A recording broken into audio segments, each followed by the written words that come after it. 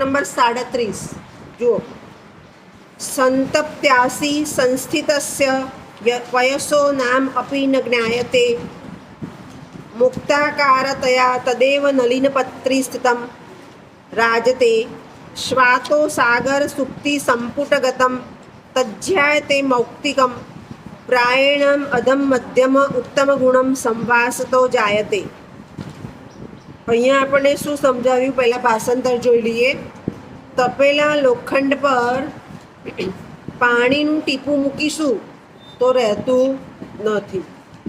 કમળના પાંદડા ઉપર પણ એ પાણીનું ટીપું રહેતું નથી. સ્વાતિ નક્ષત્રમાં સાગરની છીપમાં પાણી પડે તો એ મોતી બની જાય છે. આવી જ રીતે અધમ મધ્યમ અને ઉત્તમ માણસ સહવાસથી મળે છે. ભગવદ્ ગીતાનું પણ અહીંયા પ્રતિબિંબ છે. ભગવદ્ ગીતામાં આપણને બતાવ્યું છે કે સમાજમાં 3 પ્રકારના મનુષ્ય છે. એક ઉત્તમ. ઉત્તમ એટલે પોતાનું ભલું થાય કે ન થાય પણ બીજાનું તો કરે જ, એ ઉત્તમ છે. આપણે બધા એમાં ન આવીએ. જે લોકો મોક્ષ તરફ જતા હોય, જે સમાજમાં જેને બહુ પડી નથી કે મારે આ જોઈએ જ છે એવા હોય. ત્યાર પછી મધ્યમ, એમાં આપણે બધા આવી જઈએ. પોતાનું સારું કરે અને સમાજનું સારું થાય તો કરે પણ ખરાબ ના કરે, એ મધ્યમ. અને અધમ. અધમ એટલે મારું સારું થાય કે ન થાય પણ હા મેં વળન તો બગડવું જ જોઈએ, એ અધમ.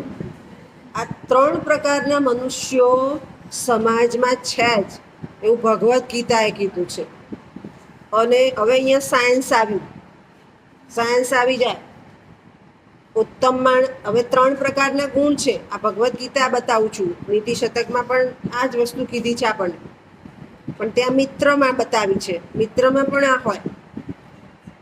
3 પ્રકારના ગુણ છે, સત્વ રજસ તમસ. ઉત્તમ માણસ પાસે સાત્વિક ગુણ જ છે.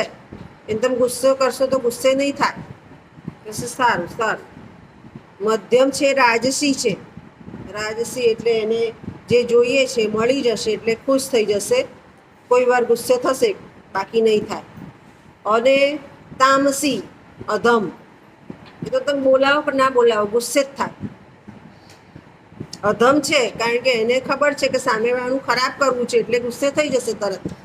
એટલે આ 3 ગુણ જોડાય, સત્વ રજસ તમસ, ઉત્તમ મધ્યમ અધમ. હવે તમે જ્યારે દવાખાને જાઓ છો ત્યારે ડૉક્ટર તમારા ડાબા હાથની નાડ પકડે છે. પકડે છે ને? શું જુએ છે? શું જુએ છે? બોલો. થોડું નોલેજ લેતા જવાનું ભણતા ભણતા.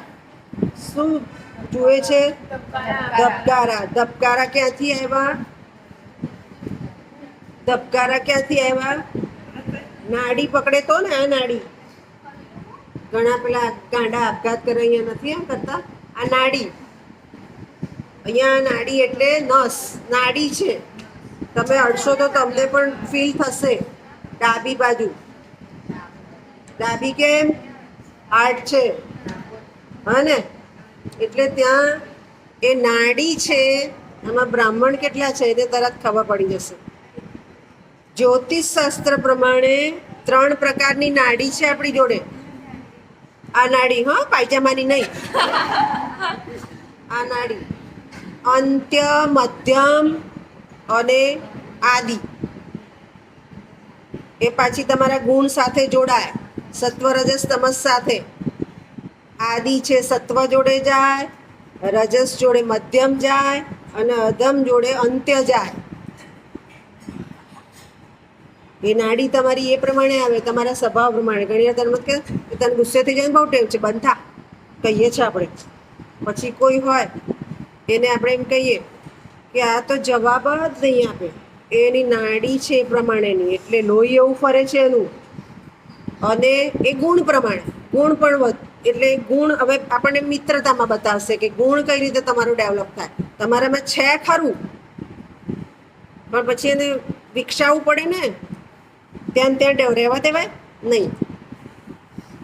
ત્યાર પછી એ નાડી છે, જે મેં બ્રાહ્મણ કીધું, એ 7 ગોત્ર છે. આ સમાસશાસ્ત્ર આવી ગયું. આ 7 ગોત્ર છે, દરેકને લાગુ પડે. બ્રાહ્મણને 7 ગોત્ર લાગુ પડે. તમે તમારા જ્ઞાતિમાં તમે નક્કી કર્યું છે કે આ ગોળમાં જ જવું, આ ગોળમાં ન જવાય, આ ગોળ સાથે કરાય, જે કહો છો ને એ 7 ગોત્ર હોય.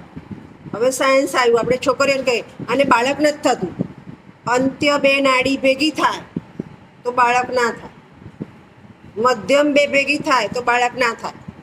એટલે ત્યાં પણ નાડી દોષની પૂજા કરાવે છે. અને એટલે એ નાડી પણ ભાગ ભજવે કે જેવી રીતે એક્સ અને વાય રંગસૂત્ર હોય ને, એવી રીતે નાડી પણ જુદી જુદી હોવી જોઈએ. આદિ સાથે મધ્યમ કે અંત્ય હોવી જોઈએ, 2 આદિ ના હોવી જોઈએ. સમજ પડે છે સાયન્સ? એટલે એ રીતે અહીંયા આપણને આખું વિજ્ઞાન બતાવ્યું. એ વિજ્ઞાન ક્યાં સુધી?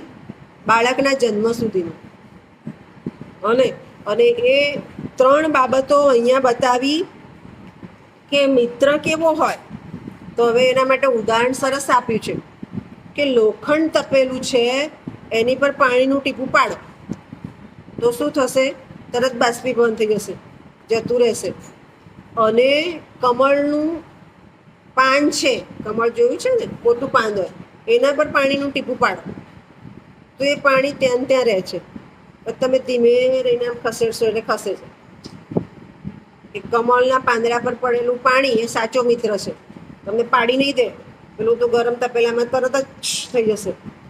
હવે બીજું કીધું, નક્ષત્ર પણ 7 છે.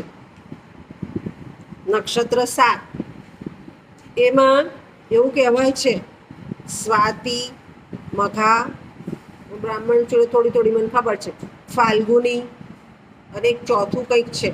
એ નક્ષત્ર શુભ નક્ષત્ર. એટલે સ્વાતિ નક્ષત્રમાં જે પાણી છીપમાં પડ્યું એ મોતી થઈ જાય છે.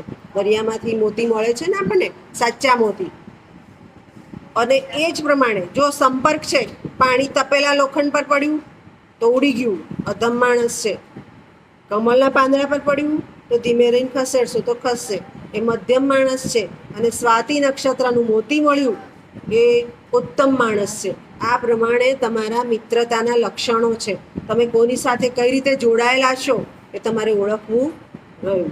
અને એ જ સાચો મિત્ર અહીંયા બતાવ્યો. 3 પ્રકારના હોય, એમાંથી તમારી સાથે જો મધ્યમ અને અધમ જોડાય તો છોડી જ દેવો જોઈએ.